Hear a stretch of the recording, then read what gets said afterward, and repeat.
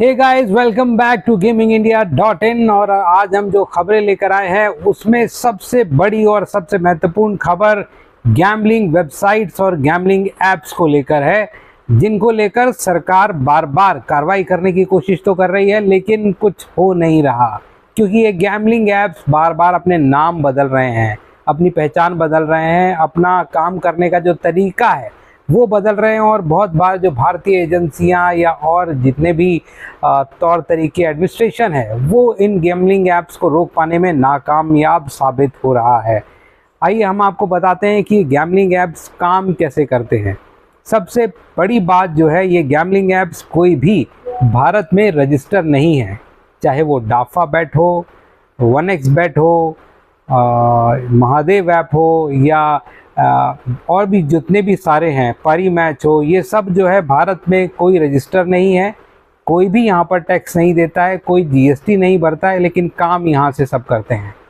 अभी एक रिपोर्ट आई है जिसमें साफ कहा गया है कि $100 बिलियन से ज़्यादा का सालाना डिपॉजिट भारत से ये कंपनियां कर रही हैं। यानी कि इतनी बड़ी रकम जो यहाँ के लोग जुआ खेल रहे हैं और उसमें से इसमें से जो पैसा जो जीतते हैं वो तो वापस कर देते हैं, लेकिन बहुत सारा ऐसा पैसा है जो ये कंपनियां बचा लेती हैं। करीब 30% के आसपास ये पैसा होगा, जिसको रूट हवाला के जरिए से करके ये विदेश लेके जाते हैं और वहाँ पे अपना कन्वर्जन करते हैं, जिस तरह से भी करते हैं हवाला। लेकिन इसमें बड़ा एक चैनल है जो कि इन कंपनियों को भारत में ऑपरेट करने का मौका दे रहा है। बहुत सारे ऐसे ऐप्स भी हैं जिनके ज़रिए से ये क्रिप्टो करेंसी में भी कारोबार कर रहे हैं और दूसरे और जो डिजिटल एजेंसीज़ हैं उसमें भी कारोबार कर रहे हैं।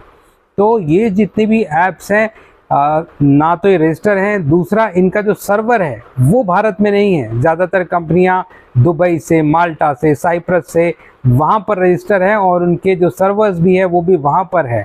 अगर यहाँ पर भारत सरकार किसी शिकायत के बाद या कोई जांच करने के बाद किसी ऐप को बंद भी कर देती है तो ये कंपनियां अलग अलग नाम से बहुत सारे ऐप्स लेकर आ जाती हैं। लेकिन एक बड़ी बात है कि इनका जो बैक एंड ऑपरेशन है वो कुछ का भारत में है, कुछ का दुबई में है या दूसरे देशों में है, जहाँ से ये एक जो डेटा चोरी होते हैं हमारे आपके जहाँ से भी, उन डेटास के ज़रिए से वो फ़ोन नंबर्स निकाल लेते हैं और फिर टेलीग्राम के ज़रिए, व्हाट्सएप के ज़रिए, कॉन कॉल के ज़रिए या दूसरे कॉल्स के ज़रिए से ग्रुप बनाते हैं और फिर आपको लुभाते हैं, आपसे बात करते हैं कि आप इनके यहाँ पर बैटिंग करिए, इनके यहाँ पर गैम्बलिंग करिए। और जब आप गैम्बलिंग एक बार शुरू करते हैं तो शुरू में आप जीतने लगते हैं और फिर अचानक से गैम्बलिंग में आप हारने लगते हैं। तो बहुत सारे ऐसे लोग हैं जो बहुत सारे ऐसे परिवार हैं जो इन गैम्बलिंग ऐप्स के चंगुल में फंस चुके हैं और जिनको बड़ा नुकसान, फाइनेंशियल नुकसान हो चुका है। जो गेमिंग ऐप्स हैं उनके नुकसान के बारे में तो अखबार और टीवी चैनल्स कई बार बात करते हैं और उनके खिलाफ शिकायतें भी होती हैं, लेकिन ये जो गैम्बलिंग ऐप्स हैं इनके खिलाफ शिकायतें तो होती हैं लेकिन कोई कार्रवाई नहीं हो पाती है। सिर्फ एक महादेव ऐप के खिलाफ ज़रूर कार्रवाई हुई, लेकिन वो महादेव ऐप भी अभी भी चल रहा है, अलग अलग नामों से चल रहा है, अलग अलग उसके ऑपरेशन जो हैं उसमें तब्दीली आ गई है। शायद पहले की तरह एग्रेसिव नहीं है लेकिन फिर भी वो चल रहा है, अलग नामों से चल रहा है।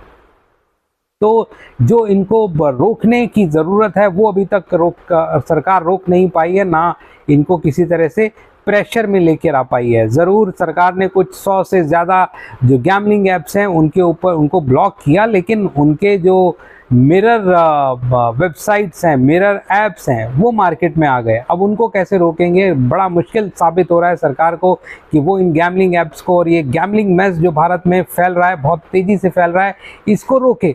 ज़रूरत तो ज़रूर है लेकिन अभी कुछ हो नहीं पा रहा। और इतनी सारी बातें हुई, पॉलिटिकल स्तर पर भी बहुत सारी बातें हुई। खुद प्रधानमंत्री नरेंद्र मोदी जी ने भी कई बार कहा कि इस ऐप को, वो जो गैम्बलिंग ऐप है उनको रोकने की बात उन्होंने कही, खुद गृह मंत्री ने भी ये कहा, लेकिन अभी तक भी ये ऐप चल रहे हैं।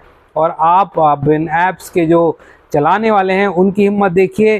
सूचना और प्रसारण मंत्रालय की लगातार चेतावनियों के बावजूद भी अब इनके ऐप्स आप मुंबई मेट्रो पे देख लीजिए, 1x बैट का ऐप मुंबई मेट्रो पे धड़ल्ले से चल रहा है। दूसरी वेबसाइट्स जो हैं उनके जो विज्ञापन हैं वो आपको जगह जगह होर्डिंग मिल जाएंगे ऑटो पे मिल जाएंगे, टैक्सीज पे मिल जाएंगे। इनका एक बड़ा नेटवर्क भारत में काम कर रहा है जिनको तोड़ने की ज़रूरत है। और इसमें जो लीगल इनको जो मदद करते हैं ऐसे भी बहुत सारे लोग हैं। तो ये जो फाइनेंशियल्स, लीगल इनको जो मदद करते हैं उनको ट्रैक डाउन करके उनको पकड़ने की ज़रूरत है, क्योंकि असली मालिक तो यहाँ पर बैठा नहीं है, वो तो दुबई में बैठा है। और इसी वजह से इन कंपनियों ने, ज़्यादातर ऐप्स ने अपने जो बैकएंड ऑपरेशन है वो भी अब भारत में नहीं रखे हैं, वो भी विदेशों में ले गए हैं। कोई श्रीलंका ले गया है, कोई नेपाल ले गया है, कोई दुबई ले गया है, कोई साइप्रस ले गया है, कोई माल्टा ले गया है। तो ये जो है, और ख़ास बात यह है कि जो आईपीएल हुआ था, आईपीएल में इन कंपनीज ने काफ़ी मोटा पैसा भारत से इकट्ठा किया है। और लगातार जो जुआ चल रहा था वो आपको हर नाई की दुकान पर और जगह जगह जुआ आपको खेलते हुए लोग आराम से दिख जाते थे।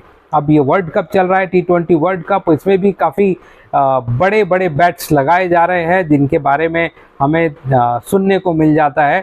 खासकर जो भारत पाकिस्तान का मैच था उसमें बड़ा सट्टा लगा था, और अब भारत ऑस्ट्रेलिया के मैच में भी बड़ा सट्टा लगा है। अब जो सेमीफाइनल होने जा रहा है इंडिया और इंग्लैंड का, उसको लेके प्रेडिक्शंस काफ़ी हो रही है। आप किसी की भी साइट पर ही, मैच की वेबसाइट पे चले जाएं, आप 1xBet की वेबसाइट पे चले जाएं, डाफा बेट की वेबसाइट पे चले जाएं, आपको ये बड़े आसानी से मिल जाएगा।